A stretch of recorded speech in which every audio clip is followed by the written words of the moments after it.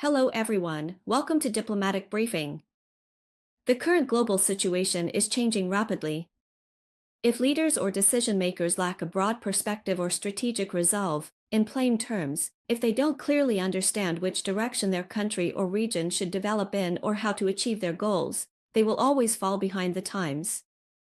They won't be able to ensure stability for their country or region, nor will they be able to secure the most favorable opportunities for themselves. Recently, Foreign Minister Wang Yi visited Europe to make final preparations for the upcoming China-EU summit in Beijing.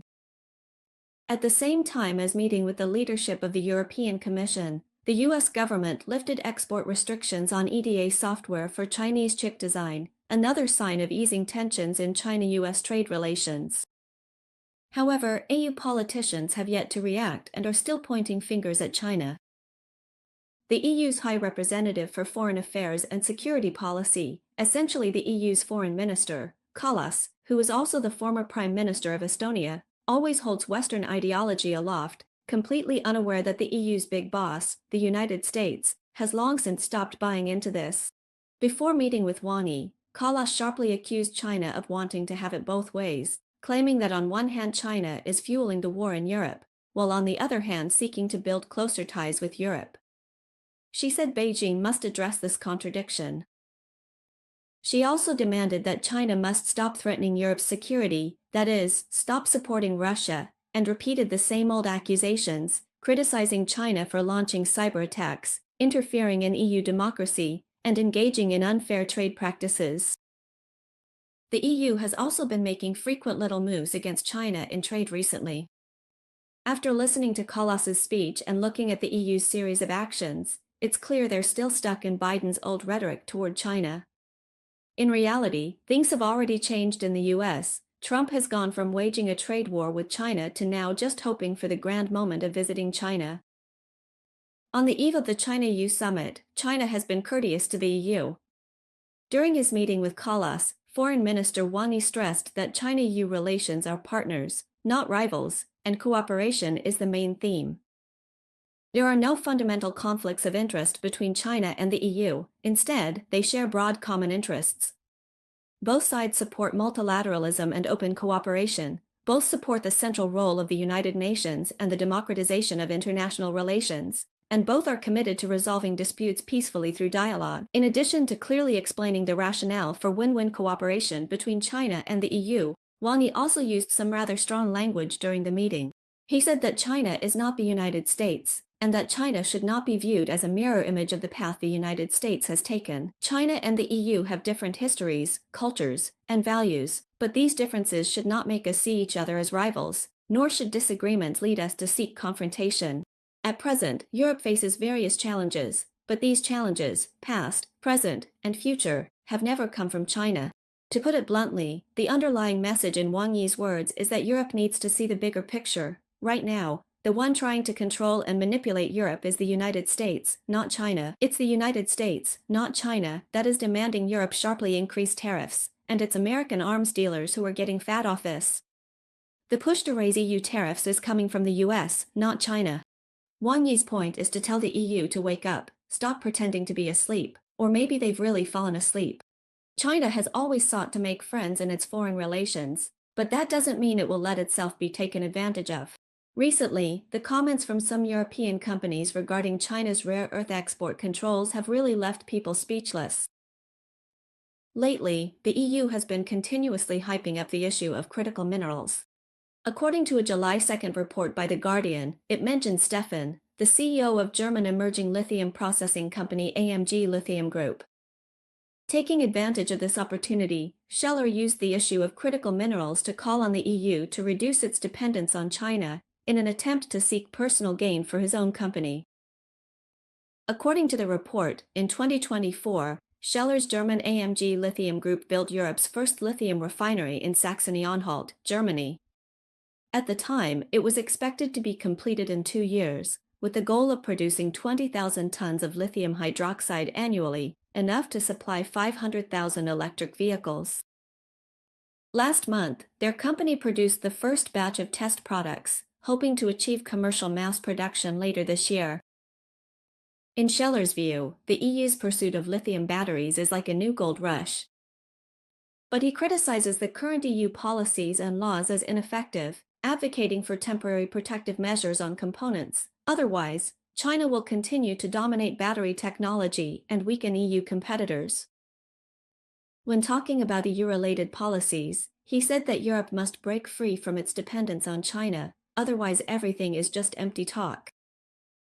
Because the reality is that, from steel to entire batteries, many EU component manufacturers are facing fierce competition from Chinese companies. Unless the EU addresses this issue in a practical and feasible way, the situation will not change and will even jeopardize the EU's climate goals. To hype up the so-called China threat, Scheller even resorted to provocation, claiming that perhaps the EU should just apply to become a province of China. It might be better that way.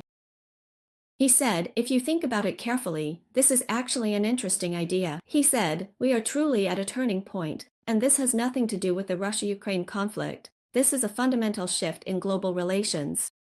The world economy rose thanks to the hard work of people in China and India for Europe, and now, the new balance in the global supply chain is something Western leaders have created themselves. After that, Scheller began lobbying for favorable treatment for his own company. He explained that their company spent 5 years and £150 million to reach their current position, and for 2 or 3 years, they didn't face any competitors. Scheller said he was not asking for special treatment, and he believes that AMG will succeed in the EU automotive market's green transition. However, even after using a bit of reverse psychology and hyping up his own company, Scheller admitted that he is not optimistic about whether Europe truly has the ability to change its so-called dependence on China. He said that we must make strategic investments now, because even if everything goes smoothly, it will take 5 years to reach the point where we can break free from dependence on China. According to available data, China refines 60% of the world's lithium domestically, controls 60% of global battery component production, and holds a dominant position. Scheller said that it is widely recognized within the industry that companies in Europe's critical raw materials sector need protection, because they have to go through a long development process before they can catch up with their Chinese competitors. He suggested that the EU should follow the example of the U.S. Inflation Reduction Act by offering temporary tariffs or tax incentives, and at the same time, require the hiring of local workers as a condition for inviting Chinese companies to invest in Europe. He emphasized that we must create an environment where Western companies with key technologies can secure their investments, especially in the automotive industry, because the automotive sector is replacing internal combustion engine technology with new technologies, an important move of great strategic significance. Aluminum, known as white oil, is a key metal for the energy transition. In order to reduce their dependence on China for strategic materials, the US and Western countries have in recent years accelerated the rollout of adjustment strategies, attempting to promote the localization, diversification, and de-Chinization of key mineral supply chains. However, some lithium industry giants have warned that this is not economically feasible.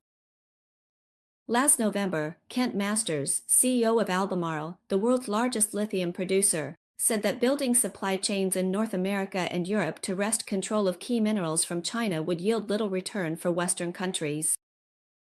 He said, the prices we see in the market simply do not allow us to do this. In March last year, Bloomberg also published an article pointing out that Western countries' efforts to de-China the lithium supply chain are already 10 years too late. The article stated that lithium prices are highly volatile, investment projects may take years to yield results, and investors need to have enough patience. Compared to anxious, quick return-seeking non-Chinese shareholders, China has shown a clear advantage in this regard. The article's author, Bloomberg climate change and energy columnist David Fickling, urged that if Western countries still want to secure lithium supplies, they cannot view China solely as a competitor, they must accept China as a partner. This is because the global lithium industry is now so intertwined with Chinese capital that it is impossible to separate them. Meanwhile, EU officials and companies have also been frequently hyping up the issue of rare earth magnets, claiming that China is weaponizing rare earths. However, according to a recent report by the Financial Times, although EU countries are striving to achieve rare earth self-sufficiency, their production capacity falls far short of meeting Europe's demand. According to the report, although France has secured 9 out of 47 strategic projects under the EU's Critical Raw Materials Act of 2024, more than any other EU country, with 2 of these projects involving rare earths, its progress in the rare earth sector still lags far behind China. Several companies involved in the rare earth industry have stated that the surging demand for permanent magnets, used in the manufacturing of fighter jets, wind turbines, and electric vehicles, has left them overwhelmed.